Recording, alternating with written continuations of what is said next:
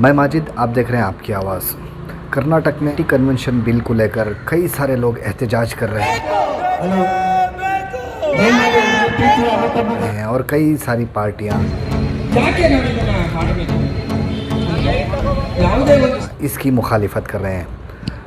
इसी के सिलसिले में आज हम बात करने आए हैं एन जावेदुल्ला, जो इंडियन यूनियन मुस्लिम लीग के प्रेसिडेंट हैं।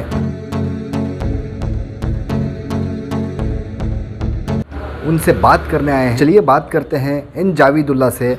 उनकी पार्टी की जानिब से ये लोग इस बिल के मुखालिफत में क्या इक़दाम ले रहे हैं। सर बताइए, अभी गवर्नमेंट की तरफ से जो कानून आ रहा है, इस कानून को आप किस नज़र से देखते हैं सर? देखिए, जो कल असेंबली के अंदर एंटी कन्वर्शन बिल को जो पेश किया गया वो सरासर गलत है, और पेश करने का जो तरीक़ा था वो भी गलत है, क्योंकि एजेंडा भी नहीं था असेंबली में, और बग़ैर एजेंडे के, बग़ैर डिबेट के उस बिल को पास किया गया है, नंबर 1। और नंबर 2 ये है कि इस बिल से ऑलरेडी हमारे कॉन्स्टिट्यूशन के अंदर ऑलरेडी सब कुछ बताया गया है कि राइट फॉर रिलीजन सब कुछ है, तो फिर ये बिल की ज़रूरत नहीं थी। ये बिल सरासर जो है वन आइडियोलॉजी वन रिलीजन का इनका मकसद है और कुछ नहीं है। और इस बिल के से कुछ फ़ायदा तो नहीं है किसी को, और माइनॉरिटी को नुकसान है।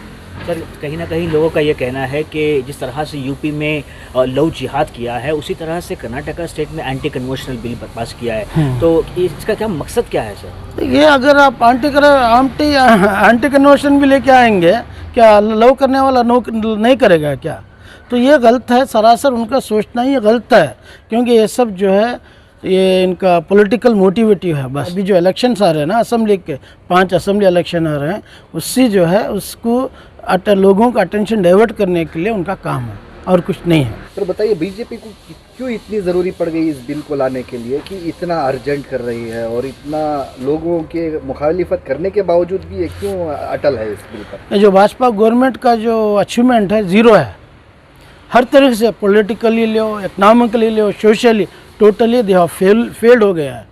कुछ भी गवर्नमेंट का डेवलपमेंट नहीं है। तो इनका जो वादा था हम विकास करेंगे, उसको डाइवर्ट करने के लिए ये लोग एनआरसी और ये जो कुछ जो अभी जो लव जिहाद और एंटी कन्वर्शन बिल लेके आ रहे हैं, और कुछ नहीं है।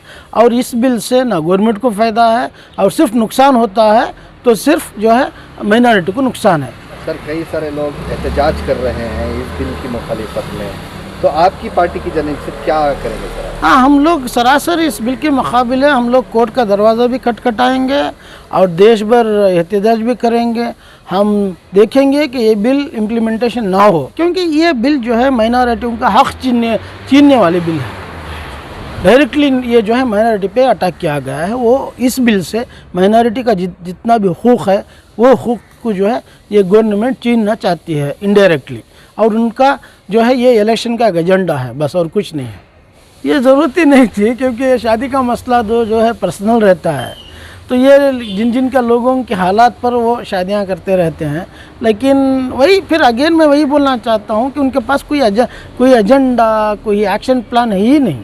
ये भाजपा हुकूमत जो है, उनको फैमिली और शादी करके उनको मालूम ही नहीं है, क्योंकि वो शादी करके फैमिली बसाए नहीं है। तो शादी क्या मतलब होता है, बीवी का हुकूक़ क्या होता है, बच्चों का हुकूक़ क्या होता है, और एक फ़ैमिली को चलाने के लिए क्या क्या ज़रूरतें पड़ते हैं, उनको वो लोग सोचे नहीं हैं। इसलिए वो बग़ैर सोचे के क़ानून बनाते जा रहे हैं। ये जो है एक न एक दिन हमारे देश के लिए बहुत सारा नुकसान होगा उससे, और सरासर लोग जो है मुखालिफत करेंगे। सिर्फ माइनॉरिटी नहीं है, सब लोग, हिंदुस्तान के सब लोग जो है मुखालिफत करेंगे। आपकी पार्टी की जानिब से क्या करेंगे? ये बिल तो पास हो जाएगी, समझ लो।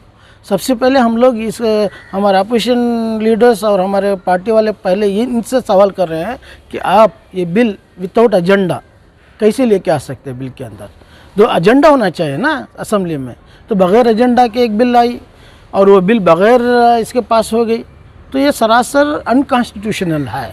तो हम लोग क्या करें, हमारी पार्टी से पूरे कर्नाटक के अंदर हम इंशाल्लाह इसका एहतजाज कर रहे हैं, और हम लोग जो है कोर्ट को जाकर इसके पे स्टे लेकर आएंगे। Javedulla N, president Indian Union Muslim League Karnataka state. Thank you sir.